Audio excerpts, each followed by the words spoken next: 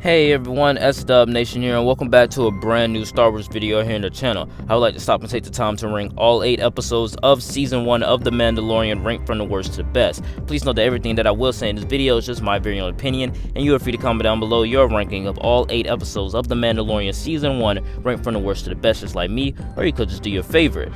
Like, comment, and subscribe, and without further ado, let's get into my ranking.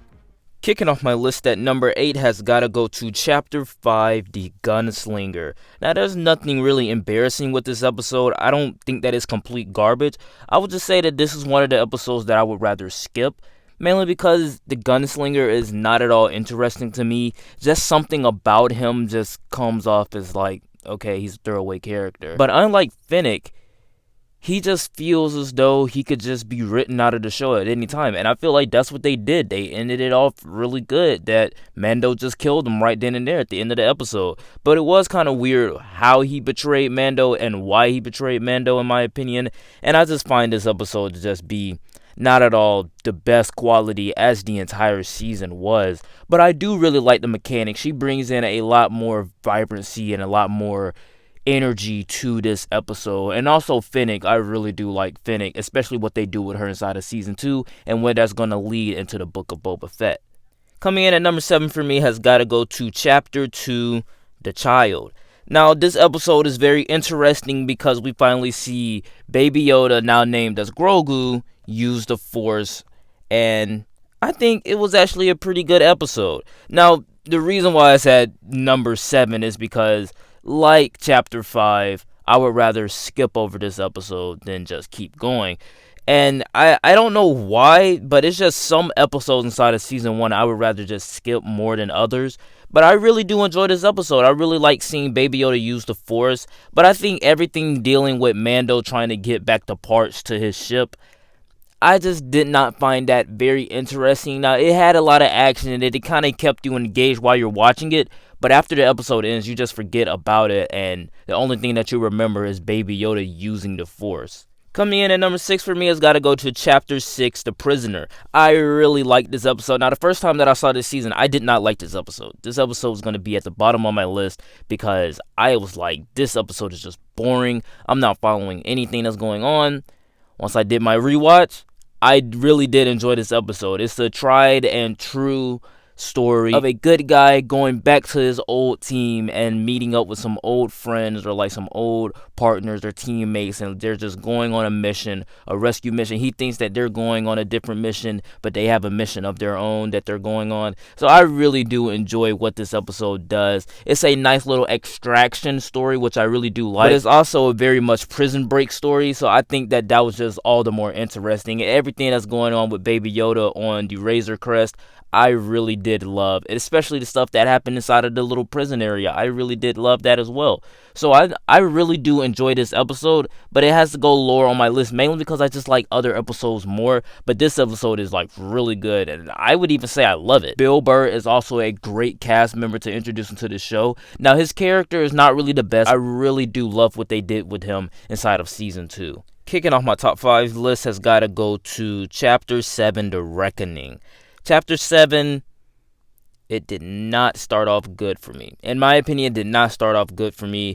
The intermediate stuff really didn't start off that good either, but I liked the ending. I really did like the ending. That's why it's at my top 5, but it could have been higher if the first 2 acts were a little bit stronger for me. And preferably the second act was just not that great, in my opinion. With them meeting up with Grief Karga, I just really did not enjoy that part of it. But once it got to the ending, and once we saw that Grief Karga was actually bringing Mando and the child there to actually like kill Mando and take the child and stuff like that, I really did enjoy. I also love seeing Cara Dune again. I'm a really big fan of Cara Dune and Gina Carano. I gotta say, this episode was pretty good once it got to the end. Once we saw Moff Gideon show up, when he does his little monologue, says that famous line, "He means more to me than you will ever know." I just really love what they did with the ending of this episode. But the first 2 acts, preferably the second act, just falls a little bit short for me. But it's still a very much enjoyable episode, and I love seeing the upcomings of the IG unit that died in the first episode, and seeing him kind of transform from this droid that was going to kill Baby Yoda to this droid that actually is going to help Baby Yoda in the finale. Real quick, before I get into my top 4, I'd like to take the time to say that if you are a fan of Star Wars, which you probably are, that's why you're watching this video, click that playlist up above for everything Star Wars related that I have on my channel. Also, if you are a fan of the DCEU and the MCU, I am doing a DCEU rewatch on my podcast, and join me on December 31st where I will be doing a ranking of all 31 DCEU and MCU films minus Wonder Woman 84 on the 31st of December. Like, comment, and subscribe, and without further ado, let's get into my top 4.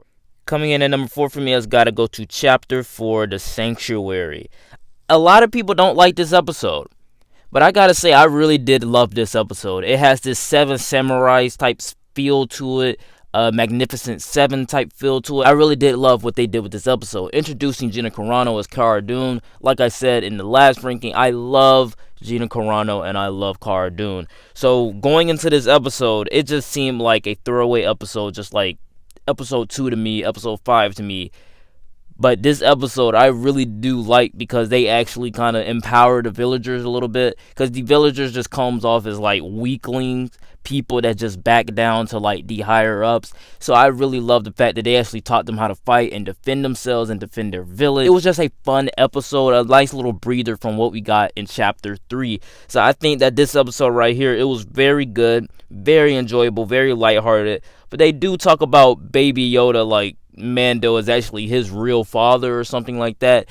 And Mando just got him back in the last episode.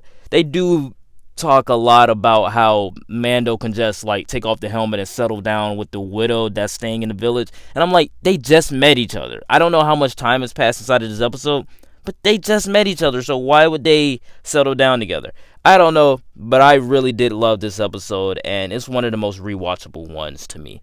Kicking off my top 3 list has got to go to Chapter 1, The Mandalorian. Talk about a great pilot. I love this pilot. I love a lot of things in Mandalorian, and this pilot is no different. This is along the same lines of the pilot of Daredevil, Arrow, The Flash, heck, even Ninjago, I think. So I really did love this pilot, just showing what type of character Mando is. He's the type of guy that just walks into a bar and says, I can bring you in hot or I can bring you in cold. That shows the type of character that we are going to be rooting for the entire season. I also love the different mysteries with going on with the Mandalorian Purge, everything that's going on with Din's backstory. Just I loved everything about this episode. Also bringing in characters like the IG unit to come in to kill Baby Yoda and then giving him a redemption arc later down in the season. We also got Grief Karga, who also gets a redemption arc later down in the season.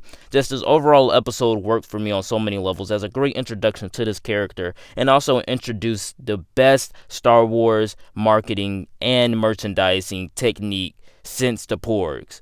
Baby Yoda, and they're actually teasing what the relationship is going to be between Mando and Baby Yoda going forward in the series.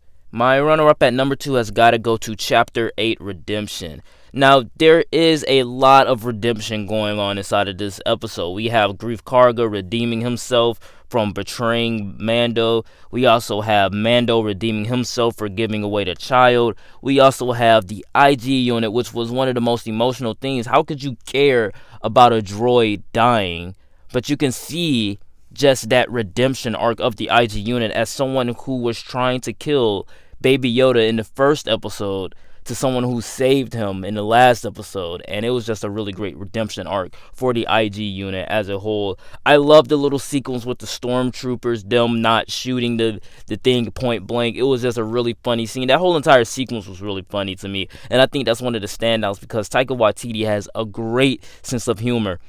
Even though he did have the stormtroopers hit Baby Yoda once in a while, but I really do love that scene with the stormtroopers just sitting there joking around and being really human. This actually humanizes the stormtroopers a little bit, and just the overall redemption arc of each character works for me. I love seeing Mando take off his mask, not to a living thing, but to the IG unit so then he can heal him. And it's one of those things that was very big and very sudden, and a lot of people were talking about it online. Now, before this, I have never seen The Mandalorian. So when I went back to watch it, I'm like, okay, he takes off the mask. What's the big deal? But in context of the show, you can realize why it was such a big deal when he took off the mask. So I really do love what they did with his character. We get the full origin. We get the full backstory of Mando.